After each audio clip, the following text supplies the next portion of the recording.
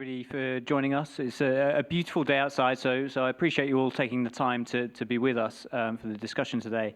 And it's an extremely timely discussion about how AI is going to reshape education both in the classroom and in the workforce. This is personally a question we're asking ourselves every day at the Financial Times. I am a new father with a 6-month-old baby, and so I'm thinking about all these questions and how it's going to reshape education and what it's going to be like for my baby girl. So I am fascinated to hear everyone's opinions today. So without further ado, let's jump straight into it. So for the opening question, let's just set the scene a little bit, set the stage. And when you look at what is happening at the moment in classrooms and boardrooms and in policy-making circles, what is the single biggest shift that is occurring right now, and what is the biggest change that we've seen over the last sort of 18 months or so? And added to that, what is the biggest shift that is not happening that you think should be? So Yumiko, let's start with you. Yes, thank you. And first of all, congratulations on your baby. I did not know that. Thank you. Exciting time. So again, thank you so much for having me here today. I am running a venture capital fund, investing in startups, and many of them, maybe all of them, are saying they're AI companies these days. But also, I have been very heavily involved in the government discussions around AI as a member of the Prime Minister's Advisory Board for the Kishida administration as well as Ishiba administration. Just based on what I have been sort of hearing and sort of seeing, again, with regard to the government policies on AI, you probably know that there was a pretty big announcement by the government last year. I think it was last May or so, in terms of where government is heading in terms of AI policies. And you can say that Japan's approach with regard to AI is pretty light touch and sort of innovation-first approach, in contrast, say, for example, with the European approach, EU approach, which is pretty heavy regulation-focused approach. So that's one thing I would say first. And then in terms of education policy around AI, there was a basic AI policy announced by the Ministry of Education last December, or I can't remember exactly when, but late last year. And what's interesting is the fact that Japan is facing the reality and really embracing the reality that we don't have people. We don't have people. We are rapidly shrinking, and they recognize that. They actually trying to embrace AI in the classroom in a very constructive manner. I would say they're starting with elementary school, which I think is great. That's what's needed because we don't have a lot of people to use. So you have to start with the younger generation, so that every single one of them can become very constructive and also productive member of the economy when they are grown-ups. So that's what they're doing. In terms of the sort of digital infrastructure, hardware infrastructure, we are pretty good. I think since 2020 or 21, every single public school student does have a device. So that's actually pretty good. That's a good place to start. The challenge here is a human layer. Even though there is now, as I said earlier, a very strong emphasis and embracement of the AI elements into sort of day-to-day education activities at schools, starting at elementary school. The problem here is teaching staff or teachers are not well trained, or they're not well equipped to really provide that kind of guidance and teaching. So I would say, in terms of where the government is, they realize that we are actually shrinking country in terms of population. We need to really embrace AI to also take advantage of the fact that there are really no immediate concerns in terms of people losing jobs today or tomorrow. That will give Japan a little bit of time to catch up. But they don't have huge amount of time. It could be just 5 years, it could be just 10 years, it could be 2 years, depending on how quickly these technologies develop. So given the very limited time and given the advantage that they have, they're really trying to move very quickly in terms of embracing technologies, especially AI, in the classroom. As I said, digital infrastructure is pretty much there. I'm not saying this is perfect, but it's pretty much there. The next question, next challenge is how to really make sure that translation is occurring at the human level, beyond the infrastructure level. So that's something that we need to discuss, and we can talk about that a little bit later today in this panel as well. Thank you. Satoshi, we'll come back to you on the point about how ready teachers are for using AI and dealing with the challenges that come with students using AI. But first, let's get the picture in the workplace from Maiko. Thank you. I'm delighted to be here. And so a little bit of a background.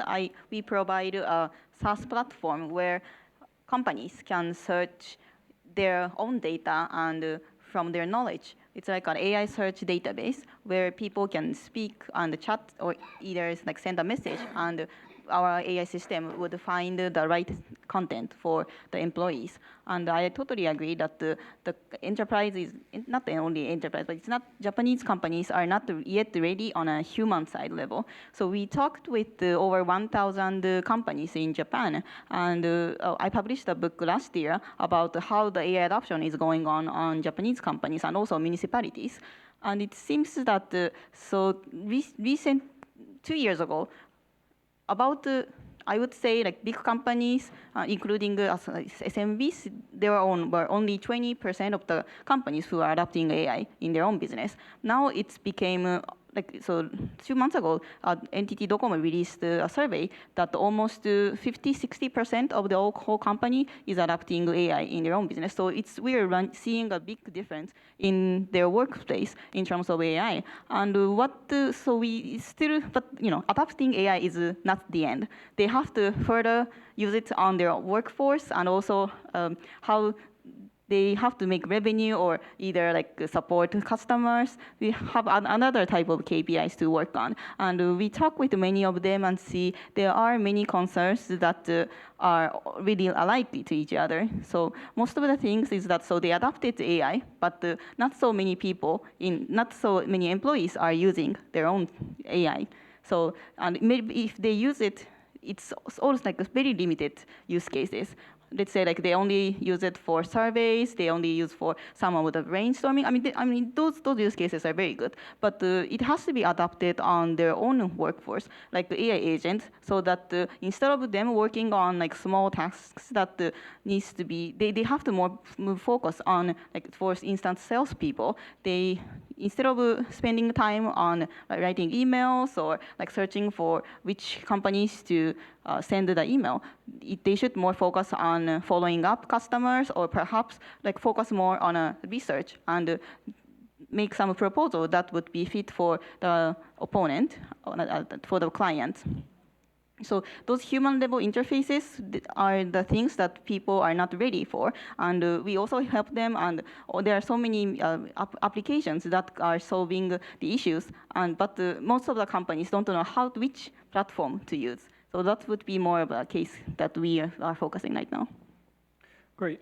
So that's really helpful for just understanding a little bit about the level of adoption within corporate Japan. Satoshi, could you just tell us a little bit about what you're seeing in the university and the business schools in Japan in terms of the impact of AI on education? Thank you. First of all, GLOBIS has venture capital arm, which is the largest in Japan. I think 200 billion yen, almost approaching $1.3 billion under management.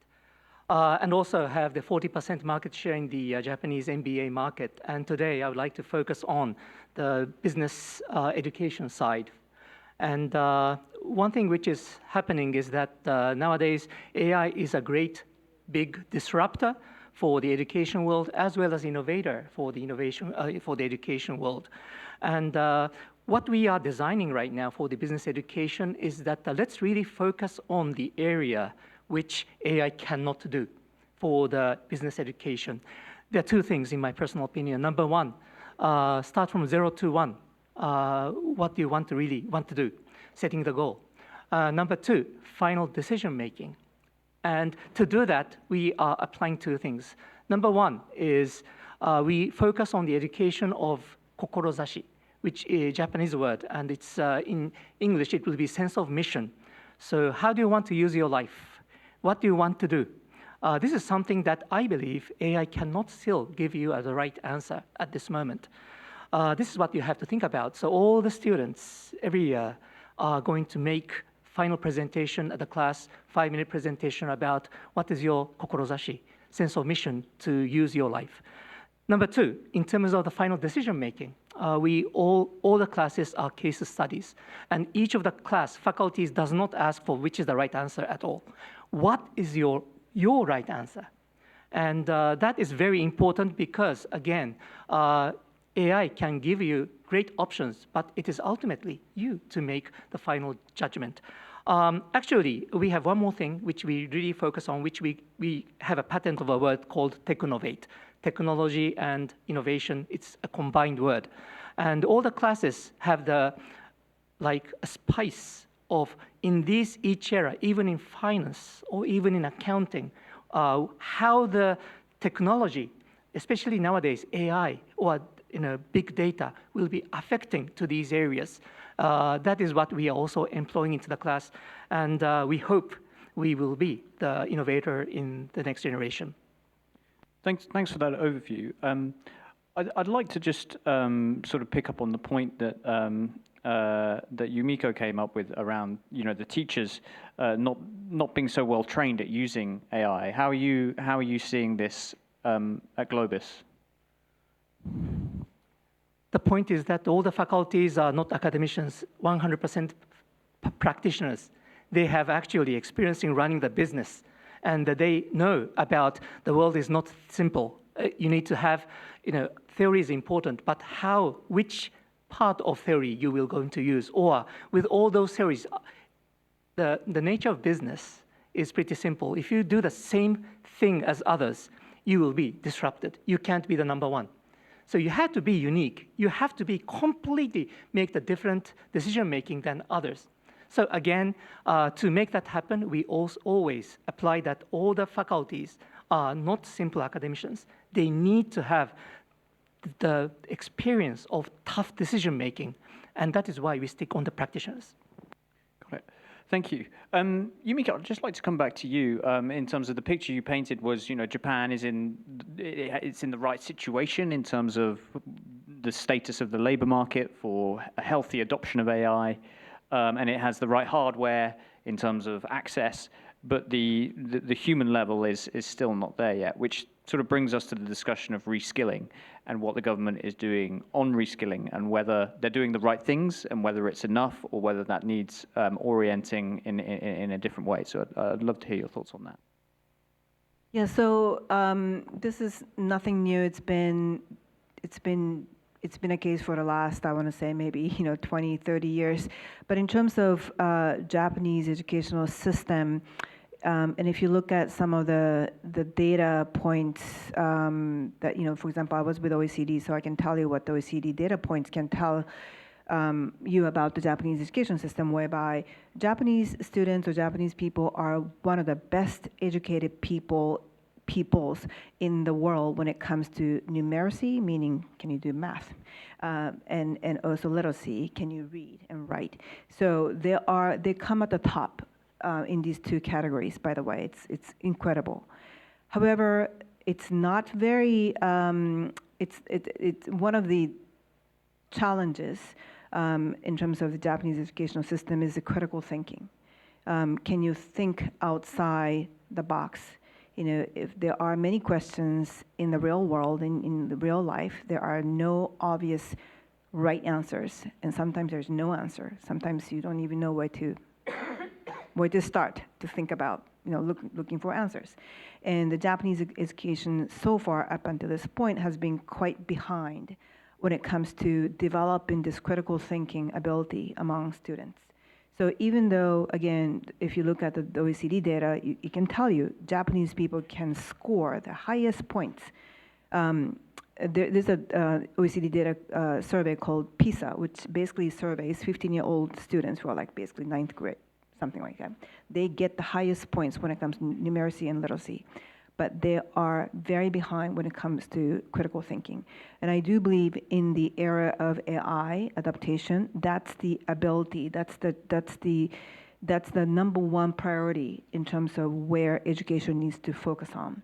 And I do think that Japan actually does have an advantage of having that very solid foundation. Okay, it's hard for you to start thinking about, all these crazy questions, someone tells you, okay, you have to think creatively, you have to think outside the box. If you don't know how to do simple math, if you don't know how to write and read, you can't even get there. So the Japanese education system has already established that very strong foundation, which gives Japan a huge advantage. So for people to be able to reskill themselves, so upskill themselves, they have to have that foundation. They have it. So Japan needs to take advantage of the fact that they don't have to start from day one. They are done with that. They're already number one in that department. For them to leap towards the next generation, which is driven by technologies and AI, they need to be able to think outside box. They need to be able to come up with their own question marks. They need to be able to think creatively and critically. And I do think Japan is actually in a really good place. Again, that's because they have the foundational starting line. And by the way, of course, if you look at the U.S. comparison to Japan, U.S. has amazing brain powers, right? You have so many Nobel Prize winners, and you go to the top universities in America, you see gazillions of world-class, scholars. And Japan, compared to the U.S. or even compared to China, we don't have the same level of, that level of global, I would say, brain power. But if you look at the average, if you look at the mass, Japan does so much better than the U.S. in terms of the mass. In terms of the 95% of the population. We do so much better than any other countries. So what does it tell you? We can do, as a nation, as a country, so much better than, I'm not being nationalistic, but I'm just realistic. I lived in the US half my life. I can tell you that Japan is in a really good place to go forward with embracement of AI and other technologies. Just to pick up on that. Do you think that comes as a sort of an add-on to the existing Japanese educational system in terms of keeping what's there and building on it, or is there a more fundamental change needed in Japanese education system to get people thinking creatively? I do think it's an add-on, but also at the same time, it's a fundamental shift. I'm not saying that this is something that you should do instead of the fundamental educational system that we have been, building for the last, 50 or 60 years, right? I do think that there is a fundamental shift to acknowledge that it's difficult, almost impossible to predict what tomorrow can bring to your life. And sometimes, we have this Daigaku Nyushi, there's an entrance exam to universities in Japan. You choose one of the 4 options, because one of them is always the right answer. And we all know in real life, sometimes there's no one answer. Sometimes there are no answers. And quite frankly, the Japanese government or Japanese school system has not embraced that fact. And I do think it's something that can be added on to the fundamental education that Japan has established. It's just that it does require a fundamental shift in the way people look at the world and see the world and realize that, yes, it's sometimes possible. There are no answers. Sometimes it's possible that you have to create your own answers that are not one of the 4 options. Maiko, you sort of mentioned there's this big gap in terms of the tools and the AI systems are there for people to adopt in the workplace, but the employees simply aren't ready.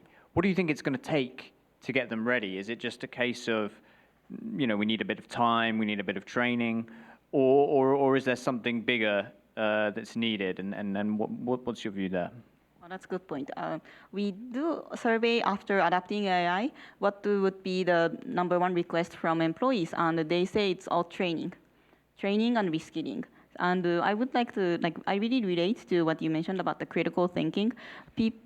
Right now, companies not only using AI, but for the education side, they teach how to judge information.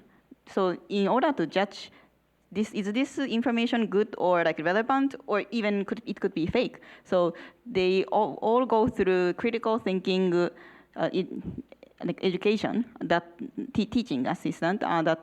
So you have to look into the sources and rules that are regulated by the companies. And take Finland. I believe Finland has been #1 ranking for European media literacy. They give out, so teachers give a checklist, 18, 20 checklists to see and show a video of some celebrity or other people who is famous, and let the students to discuss, is this real or fake? And if it's fake, why is this made for? So you have to be critical to understand what's the human, not only human, but also AI-generated content has become, and it's growing more and more. You have to understand the objective of the creators' objective as well. And we are also considering about so this is not only for students, but how are employees? Are employees still, do they have logical and critical thinking? Are they ready for understanding the information that has given by AI and putting it on their own sense to get the essential thing that they want? So that's all we've been training, and it's never ending. Thank you. Satoshi, just to build on that point, what are you seeing in terms of the impact of AI on students' ability to think critically? Are you seeing a shift towards that sort of enhancing their ability to think critically by having a tool to bounce ideas off? Or in fact, are you seeing a situation where we're shifting towards students being highly dependent on AI to come up with a response at all? Thank you very much for a great question. And first of all, allow me to, I can't agree more than what Yumiko mentioned, that Japanese education's capability, that Japanese education is really good in terms of quality, to be honest. But as a person who took elementary education in London and returned back in Japan, one different thing is that in UK, I was always asked, Satoshi, always be unique. You need to be different with others. When I returned back in Japan in always, why are you so different with others? You need to be the same. This is the only thing I believe that we can do better in terms of the Japanese education, and I believe it's getting better now, clearly better now. Now, returning back to your question, I teach not only Japanese, but also global English MBA program, and what I see, not much in Japanese, but what I see in the global students, gradually there are students who are in a lack of a better word, prisoned by, hostage by AI. And during the class when I teach, they type into the chat, I ask a couple of fragmented information, how do you think? Then immediately there are some people who raise their hand and answer something which is pretty good, and then I ask, how did you come to that idea? Then easily and very openly talks, that's AI's answer. And this is not actually, to be very honest, it is not a Japanese person, but this is what I really see outside in Japan. And I'm not telling you that not in Japan, to be honest, but what I'm seeing in the educational area, and especially in the young generation, meaning the mid-20s, they tend to be really looking first at what AI responds. And when I cope with the people, the GLOBIS MBA program, part-time online is about 35 years old is the average age, full-time is about 29. And what I see in the part-time and online, they are trained to think. So they do some thinking process, sometimes use AI as a kind of adding new idea or enhance the idea. But, I'm talking about my esteemed full-time student at all. But when I go to abroad for trial classes, for young generation, what I see is that the more and more I go, the more I see the people are like accustomed or hostage in AI and do not think by their own words. They simply rely on what ChatGPT or others, Gemini says, and that is a little bit of concern for me, who are training for those to become a decision maker. If they are so much relying on facially on the AI, it will stop the thinking process.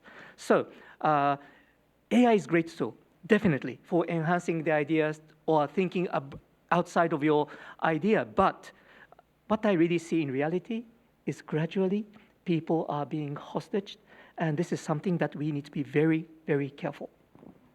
Just to build on that, Maiko, I'd like to ask you about the impact you're seeing on companies related to the increasing erosion of entry-level jobs because of AI, which we're seeing in law, banking, all sorts of sectors. To give an example from the media industry, there's questions whether articles will start to be written by AI, which are writing up press releases or earnings commentary, which then that has been the dojo for a lot of the younger reporters to develop their skills. So I'm concerned about what happens to the ability to train people if you lose that kind of thing.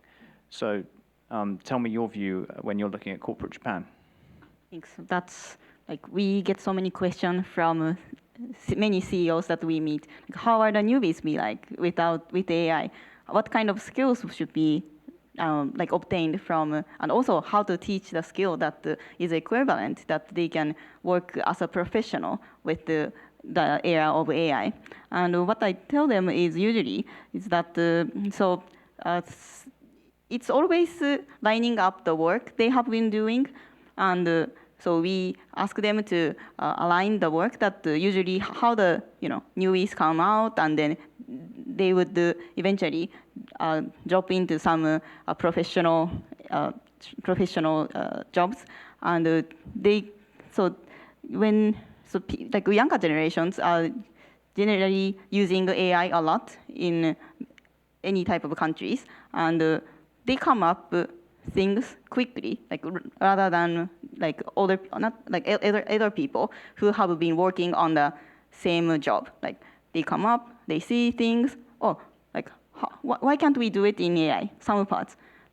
Can this part be replaced by AI? And then the important thing that the job decision maker has to do is to embrace the usage of AI. Don't be the person who stops the new type of use case or new type of idea. So I'm more concerned about not newies because they have their own talents. I mean, for instance, social media, they are so good at using it, and it's same as AI. They have they have been using AI, very AI native. So if they see something that are inconvenient, they feel well, let's put it in AI, and it does the work better than you. And they can now focus on other more creative or important jobs. So I tell them to don't stop the people from having new ideas. If you don't know it, please start learning about it. It's more not the newies problem. It's more CEO or the people who has been in the long area, which people call it people who has domain skills, needs to change and embrace new ideas. Yumiko, I'd like to just ask you about your perspective as an investor in this space in terms of when you're looking at sort of workforce transition or educational technology companies, which ones are actually sort of attracting capital at the minute, and what's the real problem they're trying to solve, and is capital flowing to the right kinds of companies to solve the problems that need solving? To be honest with you, every single company that we meet says they are AI company these days. So it's a little bit difficult to come up with a definition of AI-driven company or non-AI-driven company these days. But anyway, I do think it's a very positive trend that at least in the startup space that I am in, everyone is extremely excited about AI adoption, and everyone, as far as I can tell, is embracing AI. So that's a positive thing, and I do think that there have been. I know that there are concerns, there are challenges that are associated with the AI adaptation, but this is the point that I was making earlier. I think Japan is in a really unique position in a sense that this immediate job risks, they are not, at least here today, in the same way as they are, say, compared to the US. And I think it's a great thing because it gives companies a little bit of a breathing space. It's give people to think about what they should do to not replace people, but to retrain, reskill, and upskill, and use, I'm not sure if it's the right word, but utilize the talent pool in a much more productive way versus, okay, sorry, see you somewhere else, you're off my payroll. And I think that's one of the benefits of having this Japanese, traditional, I guess, labor market system, which is oftentimes criticized because it's very, very rigid. But I think in this era, it can work to your advantage. So again, I'm looking at a lot of companies in startup space, and quite frankly, if you look at the U.S. right now, both startups and established companies, they are laying off huge number of entry-level jobs. That's not happening in Japan. That's not happening at all in Japan. Again, it could be partially because we don't have a lot of people, but also I do think it has to do a lot with this mentality or mindset of Japanese companies where they do believe long-term partnerships with their employees. Employers have this mindset that they are in this lifelong journey together with their employees. So if there's a huge AI tsunami, which may tell you, hey, maybe you should get rid of the 20% of the labor force because we can do this without these 20% because of AI. U.S. companies, I should probably not generalize it, but I'm seeing the trend in America where there are just so many companies laying off entry-level jobs because of that reason, which I'm not seeing in Japan. I think it's a great thing. Again, disadvantage, I'm not sure how long this is going to be here.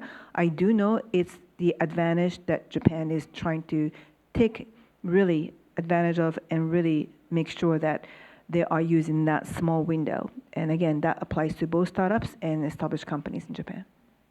I'm going to come to the audience for questions just once I've asked one more question to Maiko.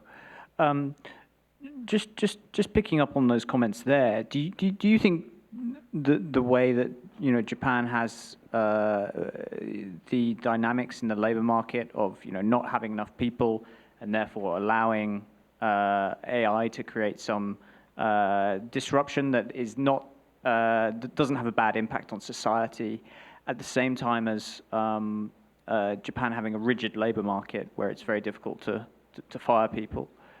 Do you see those to be advantages, or do you think actually the mobility of labor is one of the key things for Japan to improve the skills of its workforce to better use and be accustomed to AI?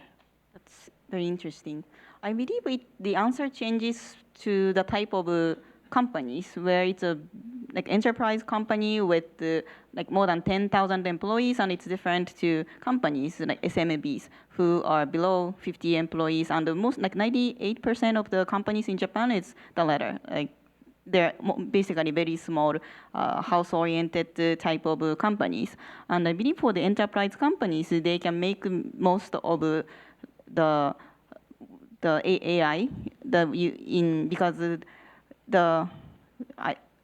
most of the workforce is already been noted down. They have manuals, they have workflows that are perhaps in Excel or some not AI-friendly database side, but they still at least have somewhat roadmap of what they want to do. So they can always leverage them using AI. On the other, so they're good with AI, but for the SMB side, what they have to do is they lack people. They cannot hire people, especially younger generations, and people who has been already in the domain for 10 or 20 years are not so aware that how AI can use it in their business, and they are like reskilling at the same time, working on their domain jobs.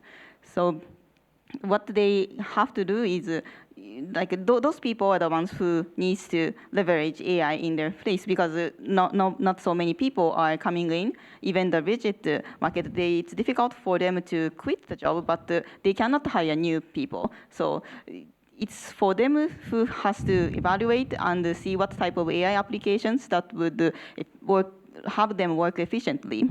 And most of the company, I believe that there's a chance for Japanese startups to enter those markets, because even though there are so many good applications made from US and China, for SMB companies, it's difficult for them to find it, and they also want some support from the actual startups or vendors. So it's Japanese startups have a chance to adapt and learn what they are doing in their workforce, and start providing the platform that they can use. So that's more like, changing. It's different from the company side, but at least the latter, the SMB side, has a lot of things that they can leverage using AI.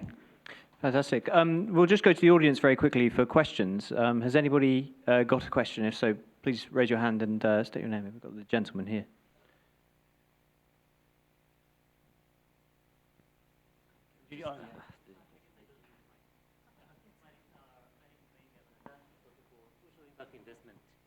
From Kibo Foundation. My question is about public education in Japan. Our teachers are lacking, and teachers have to work so hard, so long in Japanese education system. Do you think that AI can fix the problem? Great question. Does anyone want to have a go at that one? That's a great business opportunity, Yamanaka-san, and this is something that Kibo needs to focus on. I'm also the investment committee member of Kibo, so I really encourage you to find those kind of opportunities. Obviously, yes, if you do the analysis of the workload of the teachers and faculties, especially teachers in the elementary school or junior high school, how much time they use for the evaluation, for example. How much do they use time for asking questions for the very basic things for the students? These things, I think, are the area that you can use AI. As you know, GLOBIS has 2 patents in AI. One is the document evaluation system for all the reports. GLOBIS can immediately evaluate so that dramatically reduce the evaluation time for the faculties. Another one is the chat system, which all the contents can be resolved. Most of them can be resolved by chat. So yeah, this is a great area that you can reduce the area of the time for the teachers in the education world. That's my comment. Brilliant. Well, unfortunately, we've run out of time. But